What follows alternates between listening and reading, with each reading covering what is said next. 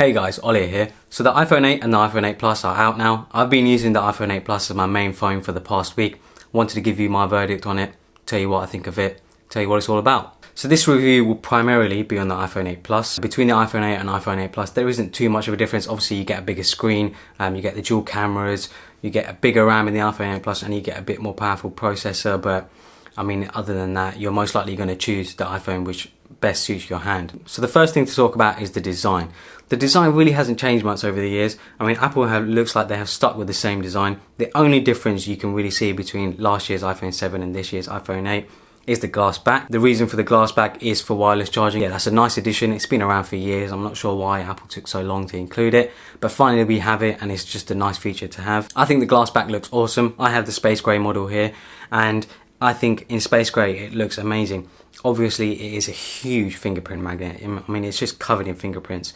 But most people, and me included, I usually use a case with my phone, so I don't even get to see the glass back anyway. The phone is definitely noticeably heavier from last year, mainly because obviously of the wireless charging and the glass back. I quite like the additional weight. It feels luxurious, it feels more expensive, just feels like a more solidly built phone. If you do use the phone without a case, the glass does actually make the phone grippier to use. When you had the matte finish of the iPhone 7 last year, I felt like it almost wanted to just slip out of your hands very easily. But with the glass back, it does actually give it a bit more grip. One thing to note with the UK models, I'm not sure if this is the same in other countries. I'm sure that other countries do require it too, but with the UK models there is the ugly text on the back, which is obviously quite annoying. I really like the clean look that Apple showed on their American models, so it's a shame that the UK models have this ugly text. The display is pretty much the same from last year. One thing I did notice though, when you compare them side by side to the iPhone 7, is that the display seems just a tad washed out. Unless you look very carefully, you're not going to notice. It's just a little thing that I noticed when using it. So yeah, the display is pretty much the same.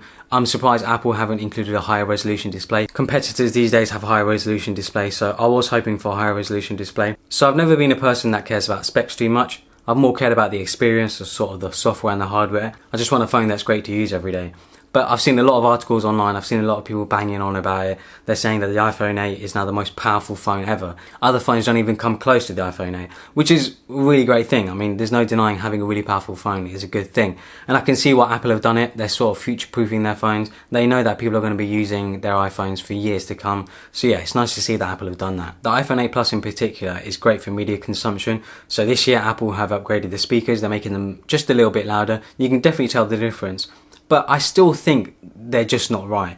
The earpiece speaker in particular is just a tad lower than the speaker at the bottom, so you get an almost one-sided listening experience. It seems as though the bottom speaker just overpowers the earpiece speaker just a little bit, and it's quite annoying. If you're using it for media consumption, you're always just going to be able to tell that something is just a little bit off. So I would recommend still using headphones either way. And then there's of course the issue with the headphone jack. Now Apple are most likely never going to bring the headphone jack back.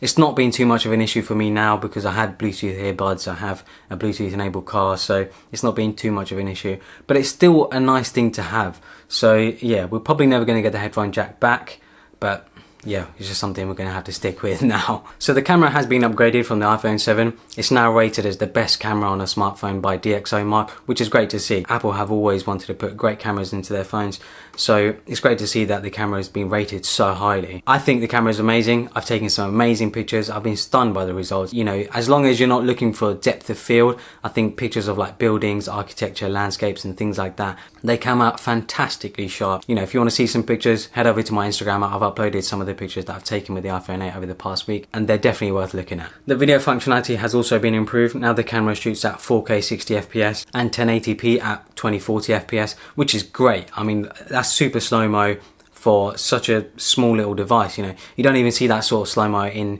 professional cameras unless you're looking to spend tens of thousands of dollars. Yeah, it's great to see that there's all these amazing video functions in the iPhone 8. I also shot a sort of mini movie with the iPhone 8, so yeah, I'll link that below. You can check that out. Just testing out the camera, seeing what it's capable of basically. Battery life on the iPhone 8 Plus has been absolutely superb. I can't believe how good the battery is now. I can easily get a day, maybe 2 days out of it, and that's from quite heavy use every day.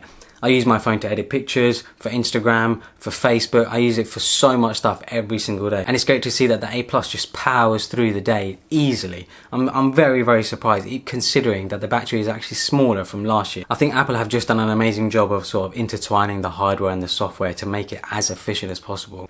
Now, is the iPhone 8 worth buying? Well, that really depends on your current situation. If you're on an iPhone 6 or an iPhone 6s, then yeah, you're definitely going to see major improvements going to an iPhone 8. You're going to see better specs, you're going to see a better camera, you're going to see better battery life, and an array of other features such as wireless charging. You know, it's going to be a huge upgrade from going from a 6S to an 8. But if you're on a 7, it's probably not worth it. Unless you really want the glass back or the wireless charging, you're really not going to see much of a difference, so it may not be worth upgrading. If you have the money and want the latest and greatest, obviously it's worth waiting for the iPhone X. But other than that, I think the iPhone 8 is an amazing phone. I think the battery life is great and the camera is great. It's just a great step up, you know, if you're upgrading from an iPhone 6 or an iPhone 6S, but you don't want to spend the money on an iPhone X. Hopefully you guys enjoyed this review. I'll be doing the iPhone X review once that comes out, so I'll most likely be using the iPhone X as my main phone. But it's been great to use the iPhone 8 Plus for the past week. It's just an amazing phone. I've been really impressed by it.